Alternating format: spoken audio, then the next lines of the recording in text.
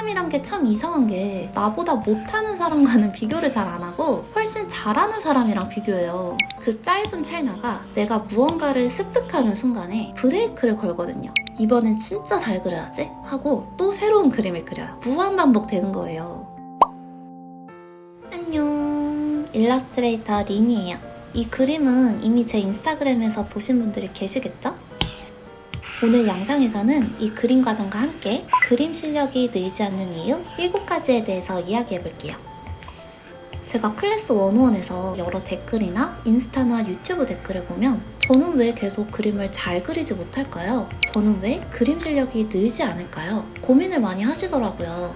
그림을 그리는 사람이라면 누구나 해봤을 고민이고 저조차도 아직까지 가끔씩 이런 고민에 빠지기도 해요. 제가 뭐 실력이 뛰어나서 이런 조언을 드린다는 건 아니고 그간 제가 스스로 경험한 것들 그리고 주변에서 봐온 것들 토대로 말씀드릴게요. 먼저 7가지. 단기간에 잘 그리고 싶은 욕심. 그리긴 하는데 꾸준히 열심히 그리진 않는다. 새로운 시도를 하지 않는다.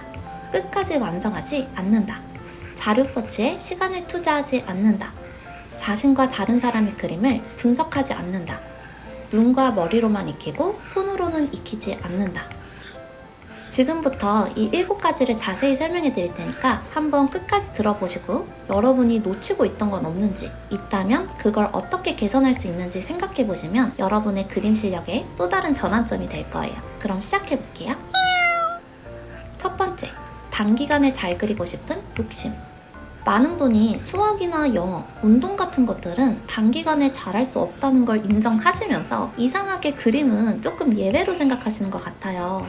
아무래도 누구나 연필과 종이만 있다면, 아이패드 같은 기기만 있다면 바로 시작할 수 있는 게 그림이어서 시작의 장벽이 낮아서 그런지 왜 나는 안 되지? 이런 회의감을 굉장히 단기간에 느끼시더라고요. 수학에서 덧셈 뺄셈을 익히고 곱하기 나누기를 익히고 방정식을 익히고 이런 과정이 오래 걸리듯이, 그리고 학교 다니는 내내 영어 공부를 해도 프리토킹이 어렵듯이 그림도 똑같아요. 단기간에 내가 만족할 만큼 멋진 그림을 그리는 건 어려워요. 특히 어쩔 수 없이 인스타그램이나 인터넷에서 엄청 잘 그리는 사람의 그림을 보고 내 그림과 비교하게 되거든요.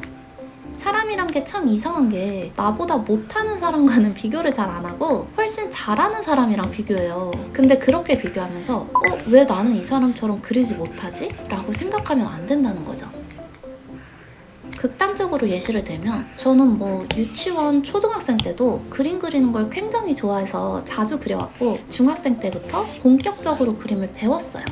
그때부터 형태랑 투시, 소묘부터 수채화, 그리고 고등학교 때는 디자인 입시를 하면서 정말 소위 말하면 토 나올 정도로 그림을 많이 그렸고, 대학교 땐 한동안 그림을 안 그렸는데 일러스트레이터가 되기로 맘먹고부터 지금까지, 이게 또 벌써 몇 년이죠? 5, 6년은 다시 새로운 분야의 그림을 그려왔어요. 근데 클래스 101 댓글에 피드백을 드리다 보면 한 챕터 2 정도까지 따라 그리시고 저는 왜 리니님처럼 못 그리죠? 하고 댓글에서 눈물을 흘리시는 분들이 진짜 많아요. 생각보다 더 많아요. 제가 봤을 땐 그분들의 그림이 제 클래스에서 그림을 처음 배우시는데도 불구하고 너무너무 잘 그리신 걸로 보이거든요. 실제로 제 클래스를 들으시는 분들 대부분은 그림을 처음 그리시는 분들인데 그거에 비해 결과물이 너무 훌륭하더라고요.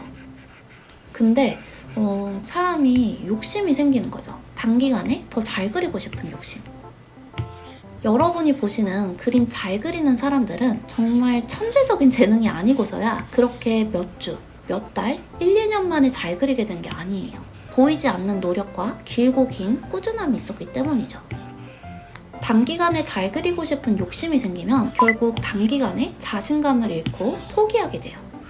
그림은 어느 정도 욕심을 내려놓고 정말 꾸준히 연습하는 게 중요할 것 같아요. 이어지는 이야기로 두 번째. 그리기는 하는데 꾸준히 열심히 그리진 않는다. 아주 오래전 이야기를 예시로 들어보면 제가 미술학원에서 미대 입시를 준비할 때 잘 그리는 친구들 혹은 실력이 발전하는 친구들과 계속 같은 수준에서 발전하지 못하는 친구들의 차이점이 있었어요.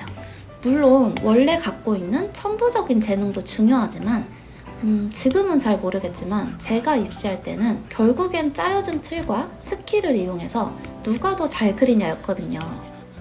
근데 그런 형태의 입시미술 경우엔 진짜 그림에 재능이 없어도 엄청 노력하면 어느 정도 레벨을 넘길 수밖에 없어요. 처음에 정말 못 그리던 친구들도 그렇게 열심히 그리다 보면 대부분 평타는 치거든요. 잘 그리는 친구들, 발전하는 친구들은 그림을 그리면서 그 자리를 잘 떠나지 않아요. 근데 발전하지 못하는 친구들은 중간중간 계속 뭔가를 해요. 뭐 화장실도 가고 물통도 한번 좀 깨끗하게 닦아주고 책상 정리도 좀 하고 뭐 계속 그리긴 그리는데 집중력에 자꾸 빈틈이 생기는 거죠. 그 짧은 찰나가 내가 무언가를 습득하는 순간에 브레이크를 걸거든요. 그렇게 그 친구들은 또 회의감을 느끼겠죠. 나도 쟤네랑 똑같이 미술학원에서 계속 그림 그렸는데 왜 나는 안 늘지? 아마 스스로는 그 습관들을 잘 모르고 계실 거예요. 가만히 자신의 습관을 좀 들여다보시면 좋겠어요. 내가 그림을 그릴 때 정말 집중해서 최소 2-3시간 동안 자리를 떠나지 않아 본 적이 있는지. 저는 요즘도 보통 그림 그리기 시작하면 한 기본 5시간은 그리거든요. 어렸을 때부터 한 자리에서 그림 그리던 게 습관이 돼서 그런지 뭐 하나 시작하면 집중해서 하는 걸 잘하기도 하고 스스로도 그걸 좋아해요. 어떤 한 가지를 잘하기 위해선 엉덩이 싸움이 중요하다는 게 괜히 있는 말이 아닌 것 같더라고요. 그리고 어쩌다 한번 몇 시간 집중해서 그리는 게 아니라 정말 꾸준하게 내 시간을 투자해서 꾸준히 그림 그리는 습관을 가지시는 게 중요할 것 같아요. 3번째, 새로운 시도를 하지 않는다.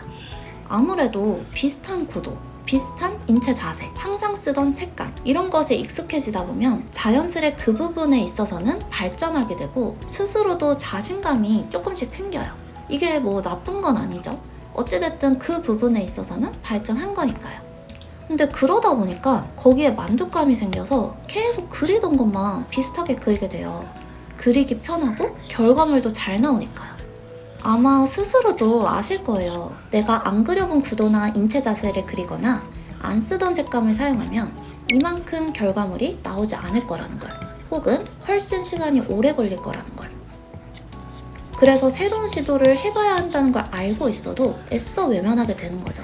그 두려움을 깨고 죽이 되든 밥이 되든 새로운 시도를 해보느냐, 아니면 내가 계속 하던 대로 잘 그리던 것만 그리느냐. 이건 여러분의 선택이지만 전자를 선택하면 힘들어도 그 경험과 과정이 모여서 발전할 수 있는 거고, 후자를 선택하면 그림 실력이 늘지 않는 건 뭐 어느 정도 감당하셔야겠죠? 4번째, 끝까지 완성하지 않는다. 그림 그리면 끝까지 완성하지 않는 분들이 정말 많으시더라고요. 그림 그리다 보면 당연히 마음에 안 드는 부분이 생기죠. 특히 디지털 드로잉이 아니라 종이에 펜으로 그리거나 이런 아날로그 드로잉을 하면 마음에 안 드는 부분을 수정하는 것도 쉽지 않고요. 그렇게 계속 마음에 안 드는 부분이 생기다 보면 이거는 완성해봤자 안 멋질 거야 하고 그냥 놔버려요. 그리고 이번엔 진짜 잘 그려야지 하고 또 새로운 그림을 그려요. 이게 무한반복되는 거예요.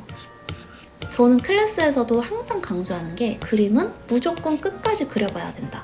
마음에 안 들어도 망친 것 같아도 일단은 끝까지 완성해보자. 근데 이 습관을 가지면 정말 달라지는 게 많아요. 완성을 하고 보니까 내가 생각했던 것보다 나름 괜찮은데? 이런 경우도 정말 많고, 완성을 한 후에도 마음에 안 들더라도 그거를 참고 계속 그려나가는 과정에서 실력 발전을 정말 많이 할 수 있어요. 5번째, 자료 서치에 시간을 투자하지 않는다. 저는 한 장의 그림을 그릴 때 직접 손으로 그리는 것도 오래 걸리지만 참고할 자료를 서치하는 데에도 시간이 오래 걸리거든요. 예를 들어서 배경으로 침실을 그린다고 가정해 볼게요. 어떤 분들은 침실 다 비슷하지 않나? 그리기 쉬운데? 하고 침대 그리고 뭐 옆에 네모난 베개도 있고 창문도 있고 스탠드도 그려볼까? 스탠드가 어떻게 생겼었지? 보통 이렇게 생기지 않았었나? 하고 그려요. 근데 자료 서치를 열심히 해보면 맞다. 보통 침실에 이런 것도 있었지? 이런 걸 그리면 더 포근해 보이겠네? 구도는 이런 식으로 잡으면 더 멋지겠다. 스탠드 종류가 이렇게 다양했었나? 하게 돼요. 공간이 아니라 아주 작은 우리에게 친숙한 사물을 그릴 때도 마찬가지예요. 우리 매일매일 손에 쥐고 다니는 게 핸드폰이잖아요. 맨날 쳐다보고 있는 핸드폰도 자료 없이 못 그려? 하실 수 있는데 모든 것엔 우리가 무심코 지나치는 것들이 정말 많아요. 핸드폰을 머리에 떠오르는 대로 직육면체 하나 그리고 안에 화면 하나 그리는 사람과 테두리의 굴곡이라든지 버튼의 위치, 크기라든지 카메라의 두께라든지 자료를 서치해서 평소에는 자세히 들여다보지 않았던 것들을 다시 한번 관찰하면서 머릿속에 한 번 더 저장한 사람은 장기적으로 얻게 되는 관찰력과 표현력이 완전 달라진다는 거죠. 여러분이 머릿속에 아는 대로만 생각해서 그리는 습관을 갖고 계시진 않는지 한번 생각해보세요. 6번째, 자신의 그림, 다른 사람의 그림을 분석하지 않는다. 우리는 자신의 그림을 객관적으로 바라볼 눈이 필요해요. 물론 내 새끼 같고 열심히 그린 소중한 그림이지만 때로는 차가운 시선으로 바라보고 어디가 문제인지 개선할 부분이 없는지 고민해보는 시간이 필요하다는 거죠. 그리고 보통 남들 그림을 보면 대부분은 이 사람 나보다 훨씬 잘 그리네 이렇게 비교하고 끝이 나요. 그 사람의 그림을 보고 이 사람은 여길 이런 식으로 표현하니까 훨씬 멋지네, 혹은 이 사람은 이런 강점이 있네, 이런 분석이 필요하다는 거죠. 그리고 그걸 그냥 생각하고 넘기는 게 아니라 다음에 내 그림을 그릴 때도 나도 이번 그림에선 여기를 한번 이렇게 해볼까? 하면서 발전하는 거죠. 마지막으로 눈과 머리로만 익히고 손으로는 익히지 않는다. 여러분도 그림을 잘 그리고 싶어서 유튜브에서 강의도 이것저것 찾아보실 거고 책도 구매하실 거고 인스타그램에서 멋진 그림을 보고 나도 다음엔 꼭 이렇게 그려봐야지 생각도 해보셨을 거예요. 근데 막상 다시 그림 그릴 시간이 오면 원래 그리던 대로 그려요. 사람 습관이라는 게 참 무섭다니까요. 내가 유튜브로 열심히 보고 이해하면서 공부한 것들을 손으로는 연습하지 않아요. 내 마음속 은연중에 내가 그렇게 열심히 봤으니까 손도 자연스럽게 내 머리를 따라오겠지? 이렇게 생각해요. 눈으로 보고 머리로 이해를 하는 데에 시간이 걸린 것처럼 손이 그걸 이해하고 따라오는 데에는 똑같이 시간이 걸려요. 여러분이 열심히 보고 익히셨다면 손으로도 열심히 그려보고 연습을 해주셔야 해요. 이렇게 그림 실력이 늘지 않는 이유 7가지에 대해 이야기해봤는데요. 여러분에게 해당되는 점이 있었나요? 저도 이런 습관들을 버리기 위해서 항상 신경 써서 노력하고 있어요. 아무래도 사람이라면 이런 습관에서 벗어나는 게 쉽진 않더라고요. 이번 그림도 예쁘게 완성됐나요? 이번엔 그림에 인물을 크게 넣어서 새로운 시도를 해봤어요. 그럼 오늘 영상이 도움이 되셨다면 좋아요와 구독도 눌러주시고 다음에 저는 더 좋은 영상으로 찾아올게요. 안녕.